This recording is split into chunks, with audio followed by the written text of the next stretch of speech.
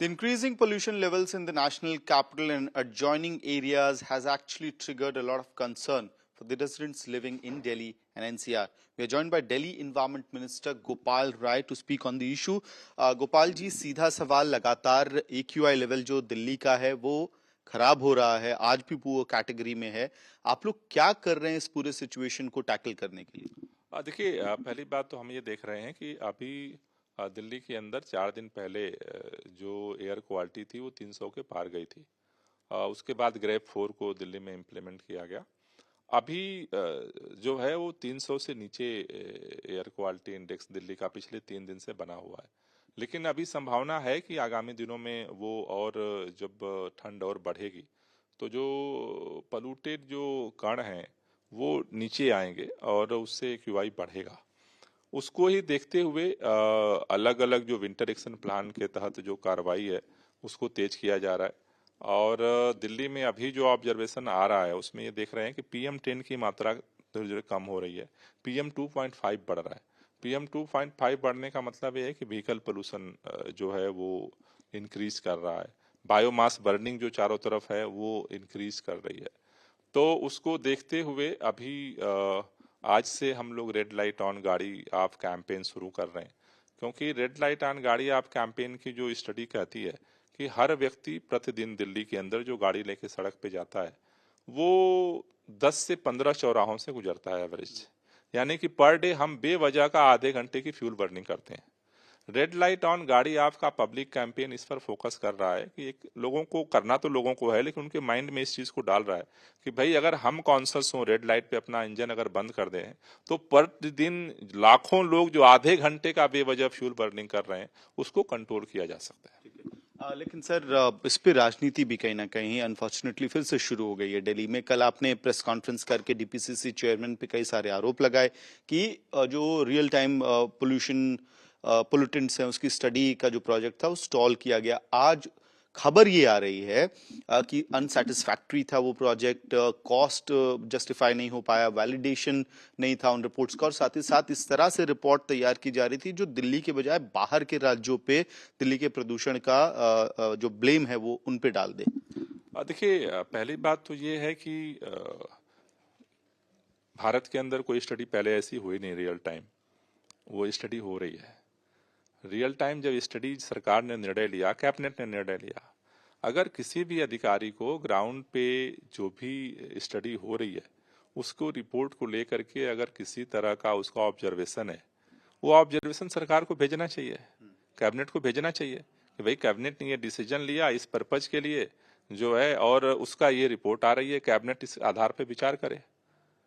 अधिकारी उसको बंद नहीं कर सकता है, कैबिनेट के फैसले को अधिकारी पलट नहीं सकता है। ऑब्जर्वेशन किसी की भी हो सकती है, तो ऑब्जर्वेशन सरकार को भेजिए, सरकार टेक डिसीजन कि उस पर क्या करना है।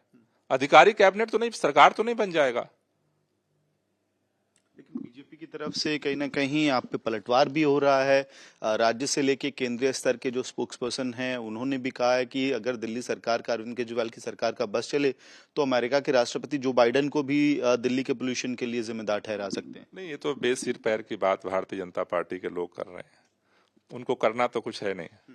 मैं तो इतना ही कहता हूँ भाजपा के सभी लीडर से, जो दिल्ली सरकार कर रही है, यूपी और हरियाणा दोनों हमारे पड़ोसी हैं, उन राज्यों में केवल उन्हीं को काम करवा दें, उतना ही हमें निवेदन कर रहा हूँ, ज्यादा नहीं, उससे ज्यादा की अपेक्षा ही नहीं है मुझे। दिल्ली में पब्लिक ट्रांसपोर्ट, CAQM ने भी ऑब्जर्वेशन दे दिया, दिल्ली में CNG की बस चलती है तो देखा होगा सबने, अब इलेक्ट्रिक बस भी आ गई है वो भी देखा होगा। यूपी और हरियाणा में कौन सी बस चलती है?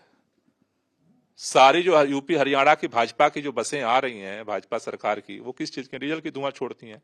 भाई CNG बस तो करा दो, इलेक्ट्रिक तो करा दो, इतना काम नहीं हुआ 10 साल में, और वो प्रवचन देते हैं पोल्यूशन पे। दिल्ली के अंदर 24/7 बिजली की गारंटी है।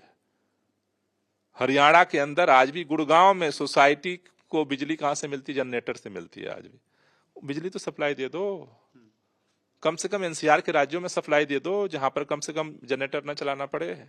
दिल्ली के अंदर पटाखों पे प्रतिबंध है, अभी तक वहां पर प्रतिबंध नहीं हुआ।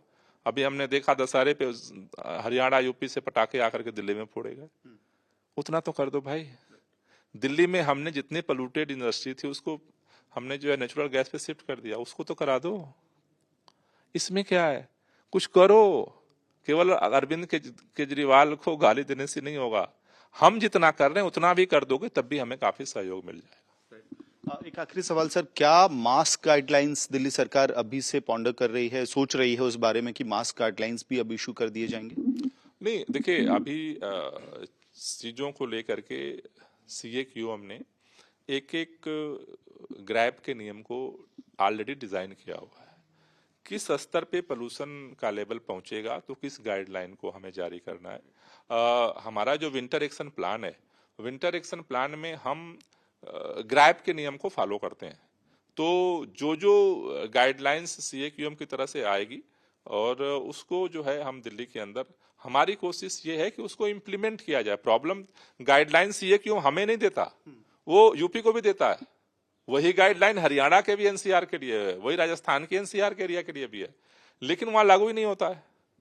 भाजपा को तो केवल भाषण देना है, करना तो कुछ नहीं है।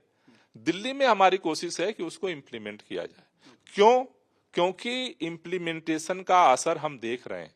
अगर 2015 में 109 दिन केवल थे 365 में से अच्छे, और आज अगर 200 से प्लस हुए हैं, तो इन सारे प्रयासों का ही परिणाम है। हम उसको और बेहतर करना चाहते हैं।